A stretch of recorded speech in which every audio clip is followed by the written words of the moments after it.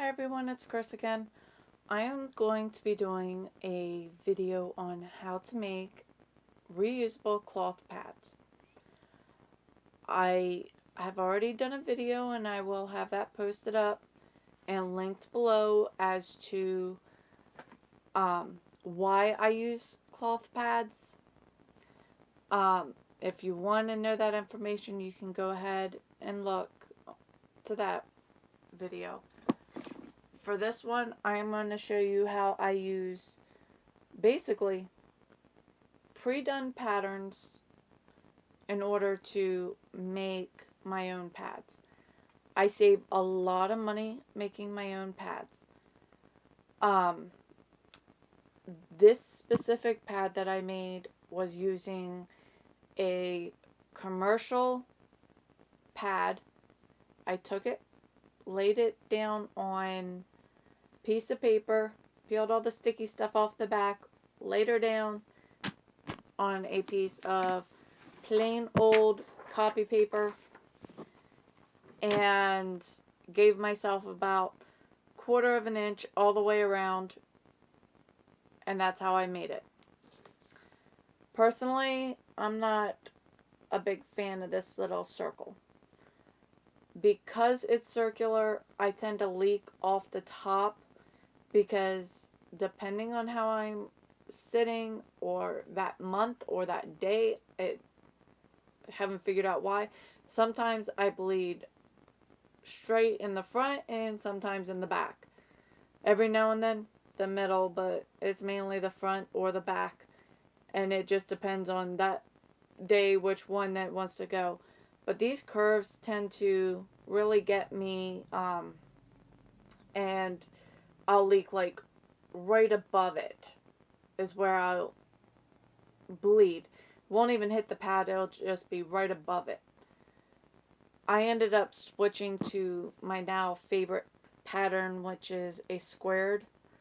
I found that with the square, if I leak here, it catches on the fabric. So if I do this and I have that tip up here, you can still see the purple back here. I'll actually flip it around so you can see it a little better. You can see I got just a little more room. So if it goes up here, it goes up here onto the pad. I have not really had any problems with leaking with this one, with this pattern. I've never really leaked through a pad, ever. I don't know why. I've never gone all the way through and I've never gone off the sides. And I do use pads that do not have wings on them. I have wings on this specific one, but I do use quite a few that do not have wings at all. This one I've never used. This is brand new. I made it yesterday because I was frustrated and agitated with the filming project that I was doing, and I wanted something to help me calm down, and decided to make a little mini quilted pad. But for now, I'm going to show you just how to basically make a pattern. You can either do the easy way, which is take a disposable, paste it down to a piece of paper, and I do have one. I don't know where I set it. I'm trying to look through my pile to my right here, and I just don't see the thing. Like I said, I had it from like years and years and years ago. It's like 6 years old. It's yellow. Believe it or not, pads turn yellow when they sit for a long period of time. But for today, I'm going to show you how to make your pattern and how to get your pieces cut out and sewn together. I'm going to adjust the camera real quick. You see, I started out with a line in the middle, and I have 2 separate drawings here. Well, I did that to be really quick. What I started with is actually taking my paper, I laid it down. I am working on a cutting mat So I have my little lines. What I'll do is I'll go in, I think the middle's right here. And where am I? I'm only using a Sharpie because Sharpies tend to show up better on camera. The pattern that I'll be cutting out, I actually did on with an ink pen. But I do this because this is going to be my fold line. In order to get your pad symmetrical, like this one is symmetrical, that means this matches perfectly. The only way to get this to match perfectly like this is to literally put it on a fold and then trace around it. That is what I did here. Is I took my pad, I set it down, I needed a seam allowance, okay, because I am not going to be using my serger on this pad, but I added I want to say it's a 1/2 inch seam allowance all the way around. So 1/2 inch on top and bottom, 1/2 inch all the way around. I took if I can find where I set my gauge. I took a seam gauge. These are just a couple dollars. You can get them just about anywhere you get your sewing supplies. I think this one came from Walmart. It was, again, really cheap. And I used a 1/2 inch because that's what this was for. And I just literally laid this thing down and went boop, boop. And I would put the flat side up here and then mark. Then I started marking little lines. That's why you see little dark lines here, there. And then I basically played connect the dot. I did 1/2 with this pattern. I did 1/2 with my rounded pattern. So I have 2 different patterns on here. This little one, I will use it as a light flow pad. I'm no longer using these as a heavy flow or a regular flow pad. I'd use the pattern for light days and only light days. Basically, when I'm not on my period at all is when I'd use that. I like the liners. I wear liners every single day.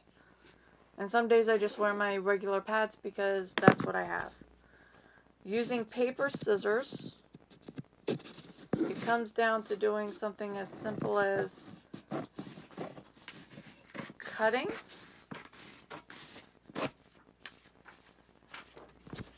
And for this video, I am going to use my square one and carefully cut. It is better to cut big than to cut small on this. And the reason I'm saying that now is it's better to cut big than small because you cannot add that later. You'll not be able to add it later on. So now I have a template. It's a 1/2 template. The reason I'm also not using my regular template material on this is because I actually make these every single time I start doing period products again. I don't know why I don't save my templates. I just do not save them for this. It doesn't take me long to do it. Now, I have a piece of leftover flannel from my son's blanket that I made him. This has been washed. Yes, it needs to be washed. It needs to actually be run through a washer and a dryer twice. I put it through the washer, put it in the dryer, put it back in the washer, put it back in the dryer. Flannel shrinks. You need to know flannel shrinks. I only use flannel cores because it is the most absorbent core that I have ever found, and it is very lightweight and very thin. For this specific pad, I am going to use a fleece backing. This is scrap from another project that I did, and I don't know. I just had it. I don't have anything else to do with it, so I said, why not? But this has been actually washed twice as well. You can wash these two materials together, but do wash them at least twice. They do shrink. This here was due to shrinkage because I did not pre-wash. I have a couple spots. Here's a really good one example. This was on the material, but the material started shrinking up really badly right there, and I kind of ended up with a little string and my material shrinking. That's also what happened. This actually looked really nice when it came off the serger, but the material shrank down because I didn't pre-wash, which was my problem. That was my fault. Now, when you're doing flannel, you can actually go, and I just got this today. It's the beginning of March in 2019. And this I got at Walmart. Regular price $3.63, and I got it for $1.50. This is a flannel. I am not going to use it in this project because it has not been washed. It will shrink. Now, if I use this, I might just use this as my topper. I do like flannel toppers. In the summertime, they work really nicely. They keep me nice and dry, especially on my panty liners. But, again, I just purchased this. I'm not going to use it today. The other thing that I will use, and this is a pair of flannel pants. I got it at the thrift store. If you are not sure what flannel is, please, please, please buy new flannel first. If you are sure you know what your flannel is, then go ahead and you can reuse materials such as these pants. Today, again, I'm not going to because what I'm making, I'm actually going to have in a giveaway. But this flannel, just because you see plaid on it, and that's what this pattern is a plaid pattern, does not make it flannel. Flannel is an actual material. It is the type, and it is how it's woven. That is why you need to make sure you know your materials before you start using this in a project. I know this is flannel for sure because I've played with this enough times to know. Toppers, I'm actually going to use this little spring chicken birdie fat quarter that I got. Cotton does not shrink as much, so I don't mind using it for this because I know it's not going to shrink. Most of the time I will still pre-wash it. For this one, I'm not going to pre-wash the top. And yes, I used it for another project. Look out for the video that I did on turning a teacup into a pincushion, because that's what I did with this one. But I still have more than enough fabric to use for this project. You know, let's see where I sat this. Depending on how many layers you want, for a panty liner, I would use 1 layer. For a regular flow, 2 to 3 layers. And for a heavy pad, I would use 4 layers. I've never bled out of a heavy pad. As crazy as that sounds, never once. I used to do that all the time on disposables. I do not do it now. You can see I am actually taking it, I'm folding it in half, just enough where my pattern fits. You can see that it does not fit here and it's hanging off this edge. I want to see just a little bit of this fold on my right, and I want to make sure I have just a little bit of fabric on my left, on my wings. And there we go. I have just enough fabric. Now, one thing I got in the habit of doing, you don't have to, I got in the habit of going ahead and cutting this up the side. And let's see if I have my, I do. I have my rotary cutter on. There we go. So now it's just about cutting out your pattern. A little bit of the fold, you want that. Not a lot, maybe about 1/8 of an inch to 1/4 of an inch.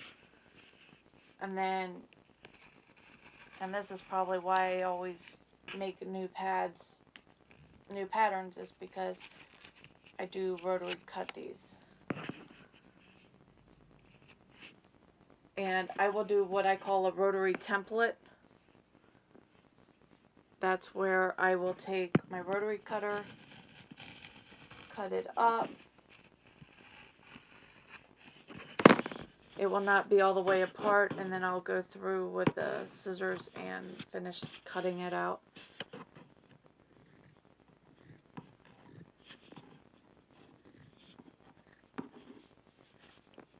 There we go. And while this is round, this always seems to come to a point when I cut. I don't know why. That's just how it works with me. I'm just going to do 2 layers in this pad. It looks very big. I know it looks very big, but I'm telling you, when you sew it, it shrinks. So I'm going to go ahead and cut both of my next one. It's going to be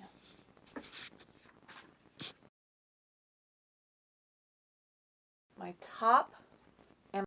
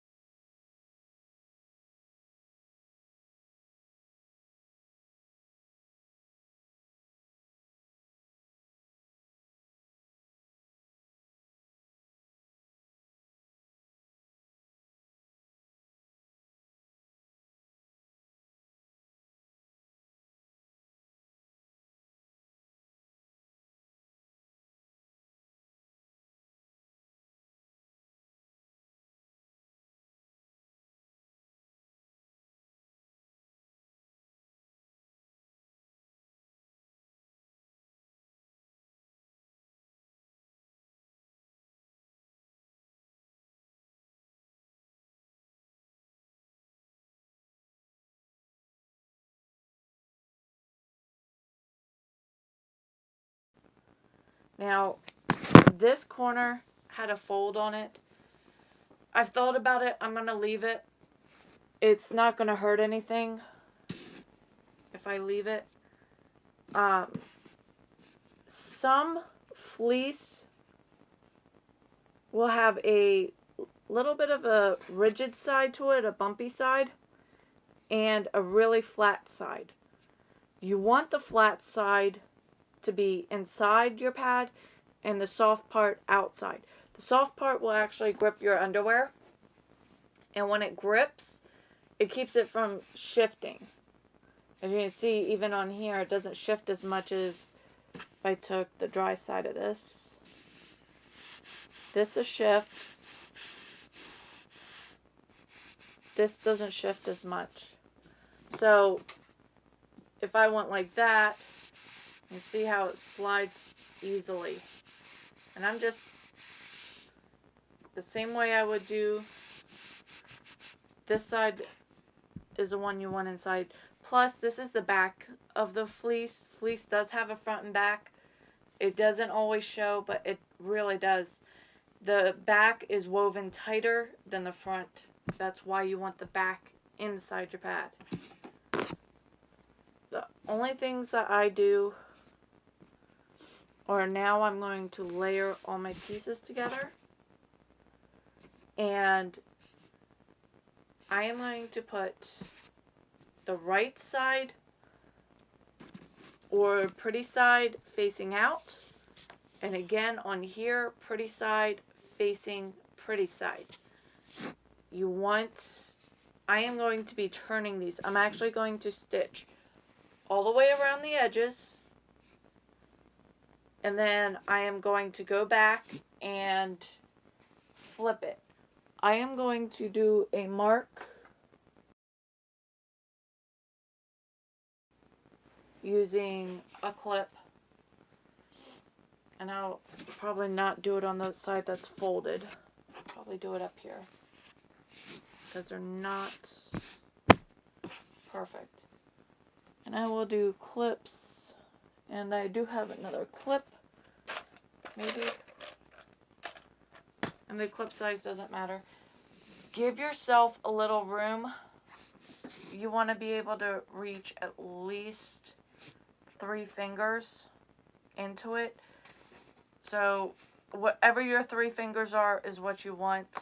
You want 3 fingers to be able to go in, because you're going to have to flip the thick material. This is rather thick at this point.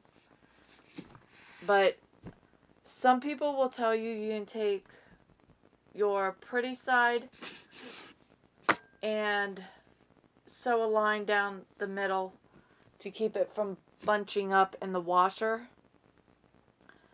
I have done that on this pad.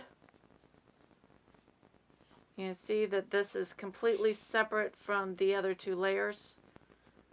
What happens is when you wash it, it'll fluff up like this if you throw it through the dryer. I do put my pads in the dryer. I have not had a problem with them in the dryer. The only problem I've ever had is with the snaps in the dryer. I stopped using the metal snaps and I stopped having a problem. I went to plastic. The plastic ones are the ones I recommend now because I have less problems with them in general. And it's mainly this side of it. It's hard to see and it's hard to line up. There's little round circles and it ends up really becoming a pain in the butt. But I'm going to take this, I'm going to go sew it up, and then I'll be right back. Okay, at this point I've taken my pad. Again, I have my flannel on one side, my fleece in the middle, and my topper fabric, which just happens to be Pretty Little Spring Birds, on the top. I did leave an opening here. I reinforced this by going back and forth about 3 times, especially where you're about to turn. I also did the same thing on the 4 corners, which is this one, these 2 corners. I also did it over here on the wing flaps. I reinforced, I went back and forth a few times in order to secure it. Now, up at the top, I cut the fleece a little big, so I'm going to trim that down. I also recommend taking, you can see the little stitch lines here. I'm going to cut relatively close to that and just trim it off. You don't need to trim all of it. That just happened to be a really big chunk. Anywhere I went and reinforced is where I'm trimming. I want to reduce the bulk when I get ready to turn it. So again, I'm just thinning it out a little bit. In these corners, because this is a little big, I'm not going to cut through the stitches, but I'm going to give myself just a little nip. And that should do it. And I'm just going to, again, cut all 4 corners. And trim a little bit of the fleece back. And how's this guy? This guy looks good. This one, again, I'm not going to hit the stitch line. And I'm actually quite a bit of ways from the stitch line. But I do nip these little wing corners for turning. Okay, now I'm going to go ahead and turn. When you turn, you have an option of turning here between the flannel and the fleece, or between the fleece and the birds. Go with the fleece and your topping fabric, which mine's the birds. The reason you're going to go in there and not in here is because you don't really want this on top. That's not the goal. The goal is to get this guy on top. Now, I did learn this trick after making a ton of these. One, push off my little skins. I am putting my fingers all the way down to the end, and I am going to grab one of my corners. I'm going to flip and push that corner out, and then slowly pull. Everything else will go out with ease if you start by pulling a corner out. Now, if you do a pop like I did a pop right there, that's alright. I'm going back and we will be top stitching this. So we will be sewing again, which will secure it. And this does take a little bit to do. You can use a pin. Pins will not hurt. A lot of people say don't puncture the back of this. The truth of the matter is, if you puncture the back of fleece, as long as you do not have PUL, pull, or polyurethane laminate, you are fine with putting a pin in the back. Fleece will recover on its own. As long as it's not a big hole, it will recover on its own. Throw it through the washer. Don't use it, just throw it through the washer, and it will close up any gaps. If you cut it or have a hole that is bigger than, say, this pinhead of a hole, and I will drop a bunch of stuff to show you. So about 1/2 centimeter, which is about 1 millimeter. Anything bigger than that will probably not close up. Little pin tip, and you can see just how small it is. That will be fine. That will close up. And I can do that, and I know it will close up. That is the nature of the material. That is how the material was designed to work. So don't worry about that. If you poke a hole in polyurethane laminate and you want to close that up, use a hot iron. If this had polyurethane laminate in it, I would put an iron on the back because I do have something thick back here, and it will melt back together. A lot of people don't realize that, and nobody says it on these videos. It is the truth.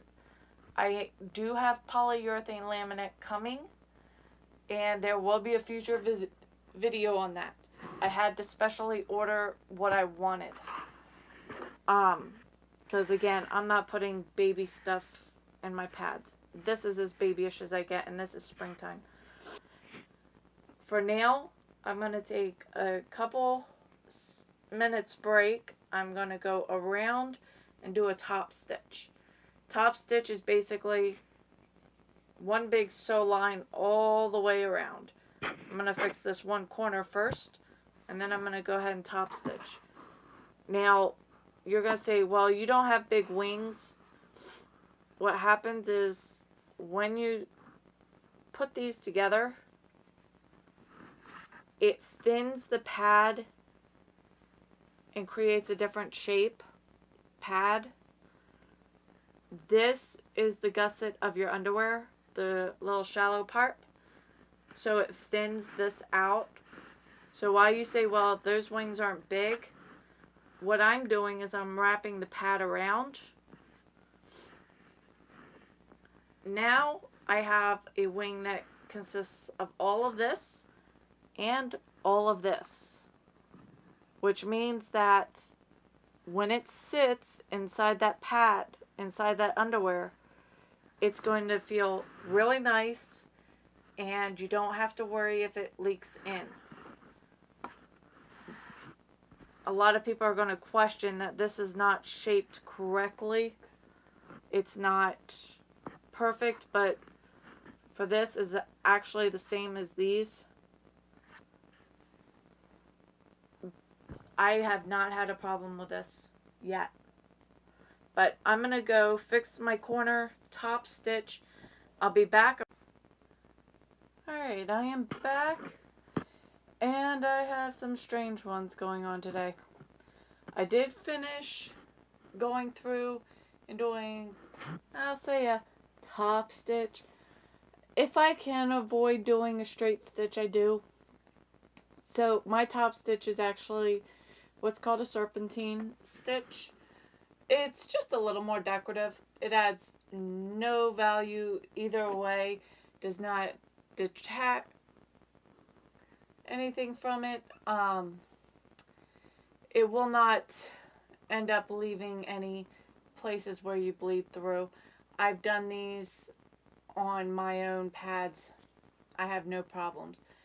I didn't want to ruin the printed fabric, and I didn't, by going down, up and down to put securing stitches. I do quilt.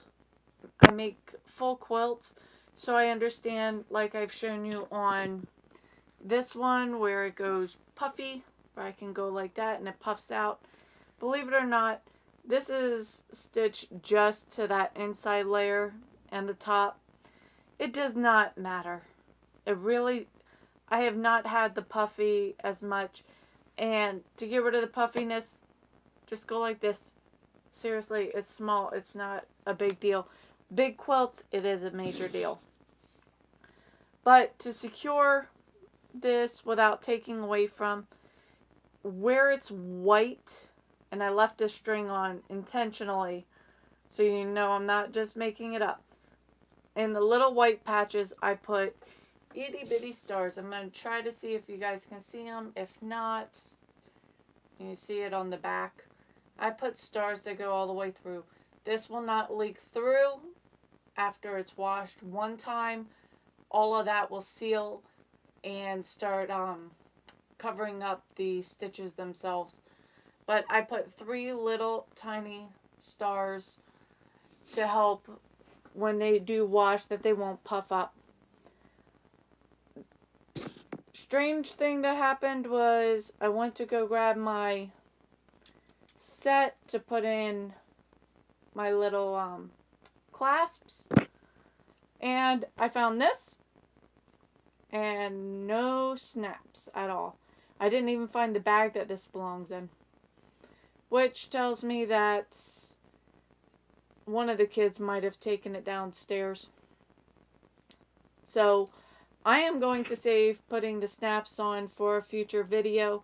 I do plan to do several of these videos, and I'll show you how to do it in a future video.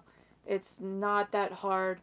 All you really do is you put your one part of the snap up here, one part down here, You go in, you put it down, it'll go right through, and then you repeat it on the other side, and then you'll have 2 snaps that will just lay together like that. The benefit of the snaps, and the only reason I even put them on to begin with, because I really do not use them while I'm wearing them, is during the fold up, which is going like this. Fold it, and then I will use the snaps to just make it into a small travel size convenience. I do have a travel kit that stays in my car for emergencies, and it only has, I think, 2 little pads in it, and one of my cups is in it. But that's the only thing I do with them, is I snap them together. Otherwise, I don't even use the snaps at all. I don't need to, and believe it or not, most people don't need to. It's when you use the snaps that the pad doesn't shift where it needs to be to collect the blood, and that's when you get leak offs the top or the bottom. So I don't even use the snaps anymore. But for today, there's the little pad. He is a bigger pad. You can adjust this. This guy measures, let's see, 1, 2, 3, 4, 5, 6, 7, 8, 9, 10. He's 10 inches tall by 4 inches wide. When he gets his snaps in, he will be, let me see, 1, 2, he'll be 2.5 inches wide, which is a larger one. You can always adjust your size. Not a big deal with this pattern. Again, all it is basically a little square with a couple little triangles out, and those triangles do roll in. And that's the goal, is to have that big, wide roll over the leg or the gusset of your underwear. Most of the time, I just leave it like this. It form fits to the underwear themselves. And with this against the leg, it keeps it from actually spilling over at all. It'll just start leaking slowly downwards if you do not have it at a hard angle. Those hard angles are what gives you the leaking. That's why I do not do the hard angles. A lot of the people that make pads, they'll put a line here. By creating that line, yes, it makes it easier to put it around your pad and to snap it. But that line and that hard fold